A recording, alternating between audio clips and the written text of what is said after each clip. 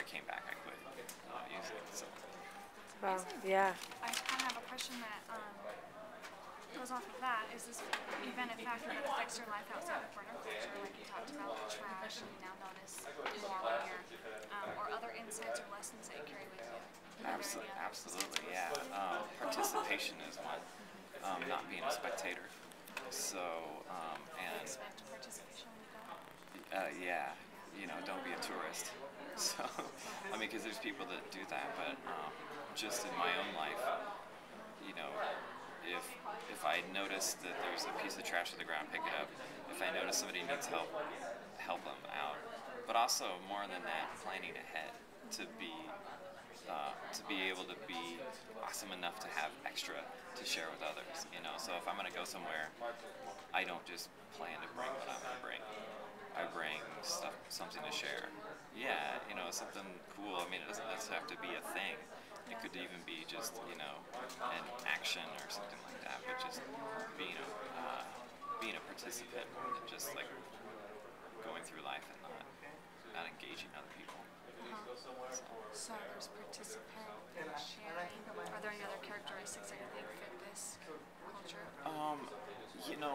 It's really interesting because most of the burners that I hang out with, and there's a huge burner community here in Boise.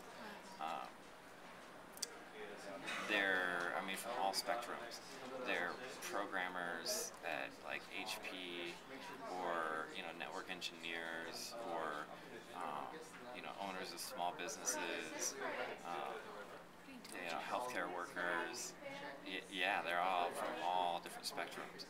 Some students and stuff like that, but mostly middle ages, so it's older than you would expect if you were, say, to go to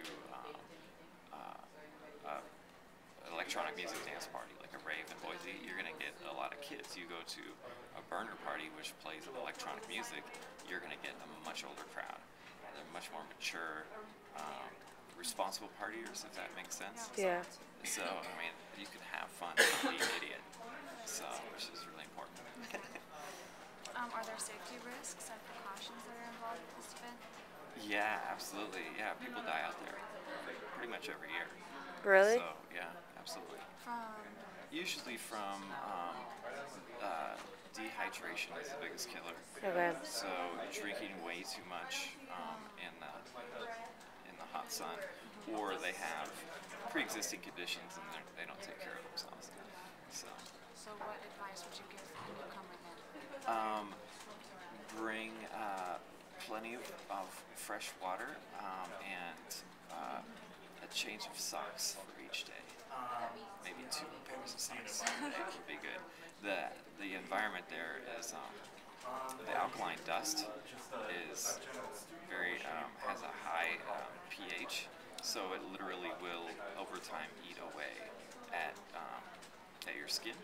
So like I have kind of sensitive feet, hands. Bring vinegar down there to neutralize it, and that helps. So I'll just like wash my hands with vinegar every day. Dust mask, gotta have a dust mask. Yeah, and rebar. You gotta you stake everything down so it doesn't blow away. Thank you. And then, to sum it up, are there any types of individuals that you as a burner would not want to include in this event? Are there any people that are not welcome, or is it just that? No, that's actually one of the 10 principles of Burning Man is radical inclusion. So everyone is welcome. I think there's people that wouldn't enjoy it. If you don't like loud music, if you don't like being around lots of people, you might not have a good time. But at the same time, which is kind of funny, we just took a bunch of virgins down, people that hadn't gone before this last year, and I was really skeptical about a lot of them. We got, real estate agents and people that work for, big pharma, and I remember one of them was like, doesn't like being hot. I'm like, you're not gonna have fun, And these people, they don't go to like the local Burning Man events and stuff like that. So I was just like, I was skeptical, but they were all troopers and had a great time.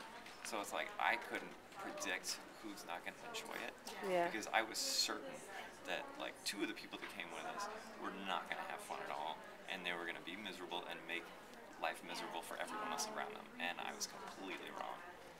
So, and Um, then another person who had been going for years just was completely miserable the whole time, and made it miserable for other people. So it's hard to predict. Now, when you talk about like local burner activities, how does someone that is not a burner, hear about those, and are they welcome? Oh, absolutely. Yeah, so radical inclusion applies no matter where you're at. So everyone's always welcome. And I highly encourage people to come just hang out because we have a lot of fun. There is like a Burning Man Facebook page that will, if you're part of that, you'll hear about the events. I think there's a tribe.net.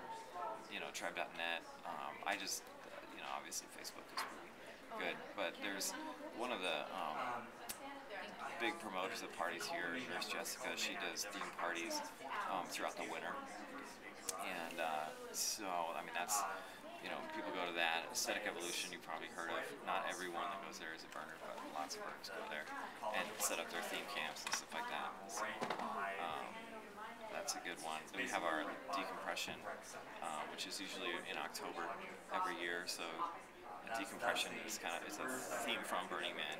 So you go to this place and it's just completely surreal. Then you've worked really, really hard to get there and do all this stuff. Then you come back and it's like, oh, shock, like default world, gotta do it, so that's that decompression event. It's a lot of fun. So. Is there any information you'd like people who aren't part of this to know? To clear up some stereotypes, maybe? Yeah, absolutely. I think that if you go to Burning Man, you're going to find whatever you want to find. If you want to, drink yourself stupid every single day, or if you want to, take drugs, you're going to find that. If you want weird kinky sex, you're going to find that. If you want a wheatgrass enema in the morning after doing yoga, you're going to find it. There's everything you could possibly imagine is there. I mean, it's one of the biggest congregations of like shamans, energy workers in the world because they come from all Say over. chakra. Shamans. Oh. Yeah. So, like energy work, people who are healers and stuff like that from all over the world come there. So you have that element, and then you have DJs from all over the world that are there. Some of the best music in the world. They come and they play for free, and it's just sick.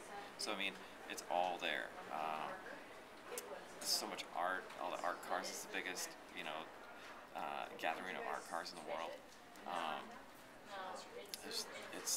It's a lot of like the biggest, the only thing in the world is just by its very nature. I think that it's important to experience it. There's a shift going on right now because the event is getting so large that while you can go there and experience it and tap into this and be like, oh wow, I get it. I think it's important to carry that back into the community, and that's what's happening around the world. There's lots of what they call regional burns, which are going on, and so when I went in 2002, there was 28,000 people there, and now it's like 53,000. 53,000, yeah. But so now it's almost like it's like another city. Like you can pass people walking down the street of Burning Man, and they won't necessarily look you in the eye or return a smile or say hello. When I got there this year, I was there 3 days early, and random strangers come up and give me a hug, because it was still really tight. So there is a possibility to kind of get lost. I think it's really important to plug in if you go and be a part of a theme camp and participate in that way. But yeah, there's a lot of stereotypes just because it is a big party in the desert, but it's also a lot of other things. So it's a culture in and of itself. It's a cultural experience. And it's a doorway to learn more about yourself and to learn more about interacting with other people, which I think is the richest experience that we can have is with each other, not with things or other types. It's with human to human contact that is what makes life so awesome.